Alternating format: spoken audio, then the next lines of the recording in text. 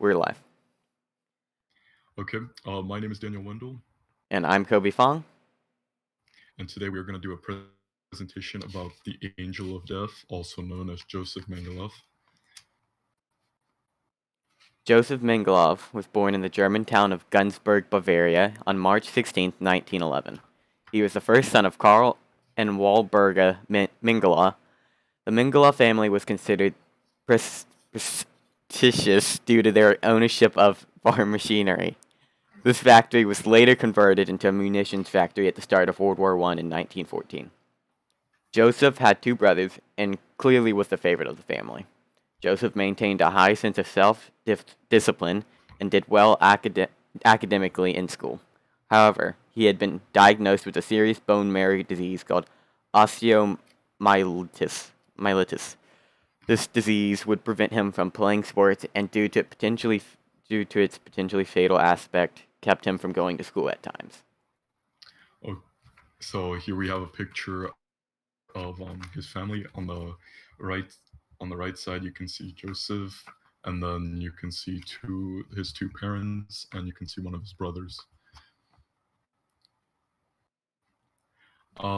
So Joseph, at the age of 19, Joseph passed his high school exams and decided to become a doctor at the or decided to become a doctor. And in April of 1930, Joseph gained acceptance to the medical school of Munich University, which is shown on the picture on the left side or on the right side. Right under it is the symbol for the school. And from accounts, he was always impeccably dressed and treated women with old-fashioned dignity and had a great social skills. All of these traits allowed him to become popular with his classmates and teachers, making his social schedule full. Joseph was also heavily interested in politics, and in his freshman year, he decided to join the Steel Helmets, which was a paramilitary far right nationalism group which focused on bringing the former pre war glory to the German people, which, as we know, after World War One, the Versailles Treaty and the defeat of the German army in World War One brought a lot of hardships to the German people, put them in a lot of debt, and also removed their former glory. The engagement in this political group also paved way for Joseph to become very interested in the joining of the Nazi Party, as many of the Nazi ideas cater to Joseph's ideology. The Nazi Party aimed at removing any racial impurities from the German people, and Joseph believed this task could be created in reality through the act of selective breeding known as eugenics, which was taught to him at the University of Munich. And on the bottom right, you have the steel helmets icon, and here we have a picture of the Nazi Party rising to power during the 1930s. So the Nazi idea of eugenics is pretty radical and pretty crazy. So the Nazi Party wanted to create a pure German population, a German population which only included the master race known as the Aryan race. To them, the Aryan race had the most desirable aspects and was seen as the only race fit to rule over Europe. The Nazi Party saw the process of generational breeding as too slow. They wanted to decontaminate the German people from impure races and genes such as the Jews, Russians, Gypsies, Eastern Europeans, blacks, homosexuals, people who were mentally retarded, people who suffered physical disabilities, and anyone who didn't match the description of an Aryan. The process of controlled breeding started in January 1934 after the Nazi Party rose to political power, and when Nazi Germany passed laws forcing the sterilization of patients in mental hospitals and institutions in order to stop the spread of hereditary illnesses into the German people.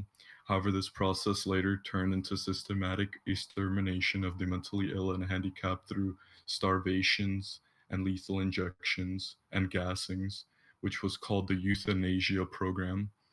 the Nazi regime in order to end their chronic suffering, but rather as a means to save money, as with the mobilization of the Wehrmacht army at the brink of war in 1939. The Nazi Party needed to save as much money as possible in order for the war efforts, and these people are simply seen as useless eaters and life unworthy of life.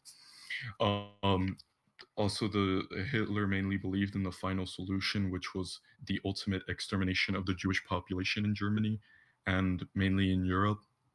And this was mainly implemented in steps, especially after the Nazi Party rose to power in 1933. They started implementing state-enforced racism, which was implemented through anti-Jewish legislation, such as the removal of citizenships for the Jewish people, the boycott of the Jewish businesses, and the ultimate annihilation of European Jews through the facilitation and operation of camps. Unpaused. Okay, this can be seen. These like final solution programs can be seen through laws such as the Nuremberg laws, which prohibited German citizens with marrying Jewish people, as this was seen as a contamination of the German people. Um, I guess we can go to the next slide. Pre-war life. The ideas mentioned in the previous slides all catered to Joseph's ideology, and in 1935 he received his PhD in anthropology, which is the scientific study of humans. With this PhD, he would intern at the Leipzig University Clinic before joining the staff of Germany's leading racial expert, Dr. Ottmar Freiherr von Verschuer. He would then transition from his internship and work at the Institute for Hereditary Biology and Racial Purity. Here, he would enforce the Nuremberg laws and create thousands of files on how to identify Jews and other races. These files would later be used to decide who was going to be sent to the concentration camps. His joining into the Schutzstaffel. In May In the of May of 1937, Joseph officially joined the Nazi Party and became a member of the Nazi Doctors Party. And then in May of 1938, he joined the Schutzstaffel, also known as the SS, as I will probably refer to it for the rest of the video. The SS was German for the Protective Echelon.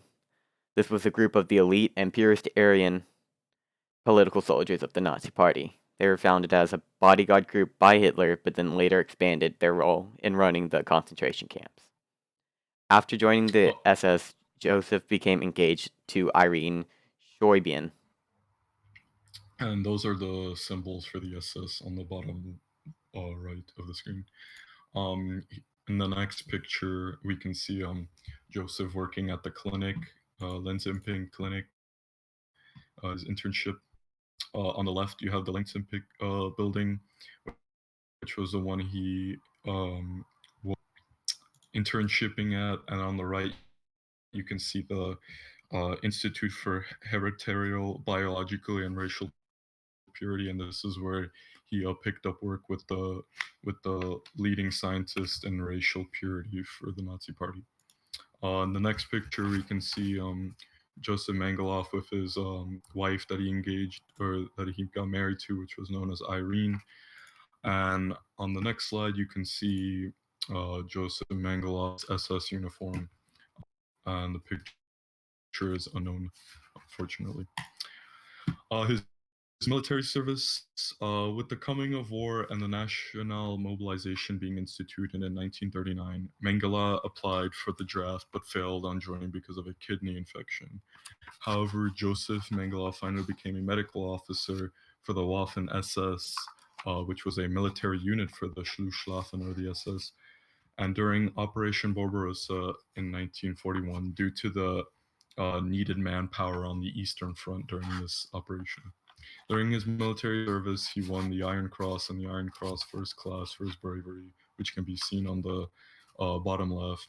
However, in November 1942, his military service got cut short after he sustained serious wounds and was pulled out of military service.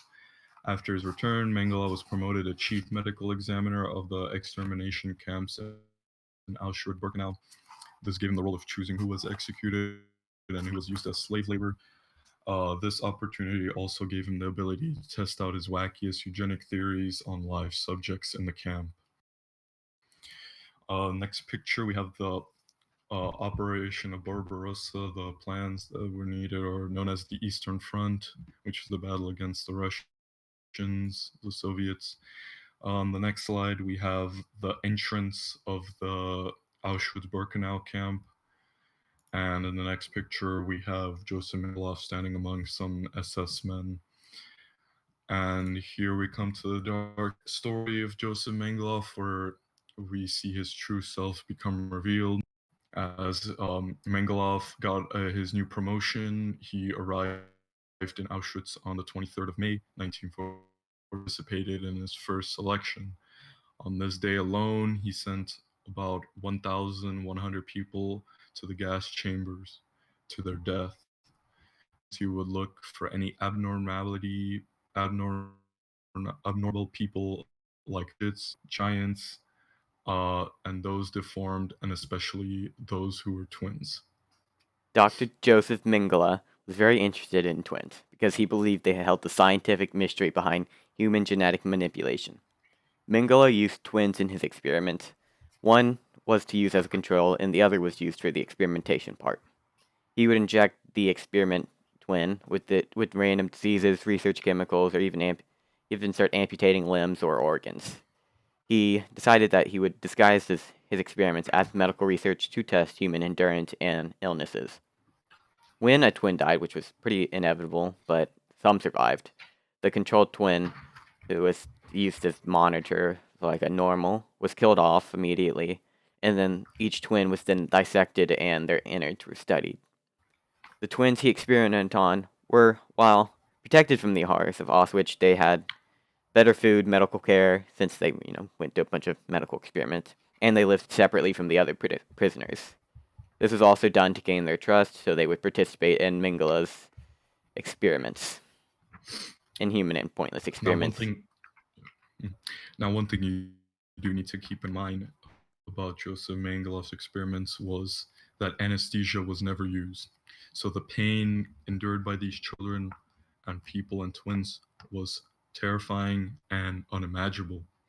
His experiments, including removal of limbs and organs, injection of into the eyes in order to find that area in blue eye color and the reason for it, castrations and sterilization of boys and girls, and deliberate infections of wounds with gangrene to simulate battlefield conditions. It was later proved that there were no scientific reasons for any of these experiments, and it is truly terrifying to see his processes at Auschwitz. His ultimate power at Auschwitz, combined with his horrible nature and twisted eugenics theories, turned him into a living monster. And so on the next picture, we can see one of gruesome most experiments was when he decided to combine two twins together and try to make a Siamese twin. But of course, this was a failed operation and unnatural. So the pair died immediately after the operation. So now we will be coming into the post-war life of Joseph Mengele, and as we know, Joseph Mengele fled Auschwitz as the Soviets pushed through West Poland.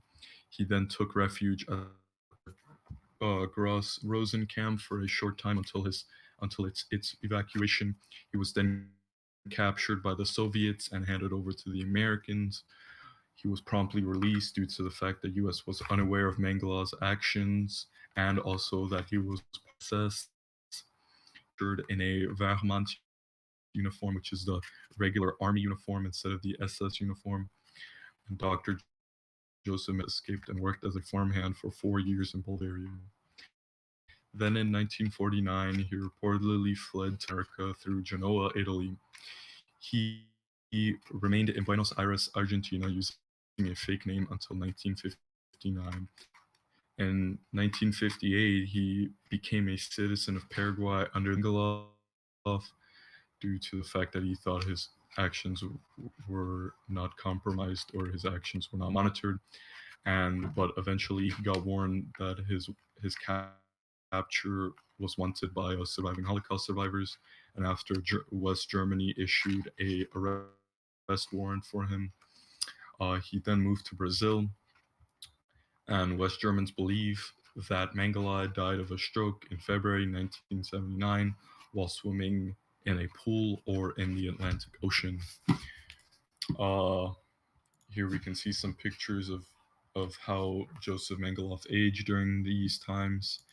And in the next slide, we can see a picture of the family he stayed with during his refuge from, or during his elude from capture. And on the next slide, you can see his family, which Koby can finish. Family. His only son was born March 16th, 1944 in Freiburg, Germany.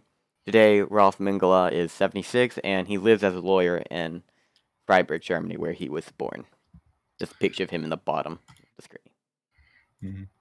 And here we have the signature of Josef Mengele, and it makes you wonder what the world would look like today if the Nazi regime managed war somehow. I definitely wouldn't be here due to their crazy eugenics programs, and it's definitely a crazy thing to think about. But luckily, today, uh, these horrors, these horrors aren't conducted today thanks to the fall of the Nazi regime. It is sad that Josef Mengele never got any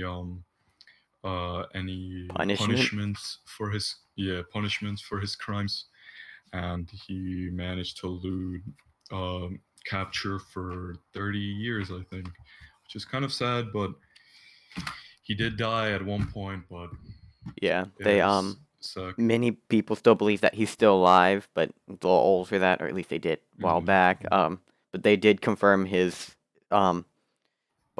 remains buried in, I think it was Brazil, under the name of his friend that he took over, whose identity he took over. They DNA matched, and I think they did dental record match too. I believe he took up the fake alias of Wolfberg, whatever it Wolfgang was. He was Gerhard or buried. whatever. He was buried somewhere under a fake name, and that marks the end of our presentation. And we would like to thank you for listening to our presentation. Thank Even you. if the audio is pretty My name is. crappy. Daniel Thank you. Wendl and Koby Fong are here. I'm Daniel Wendl, and that's Koby Fong. Thank you. All right, bye.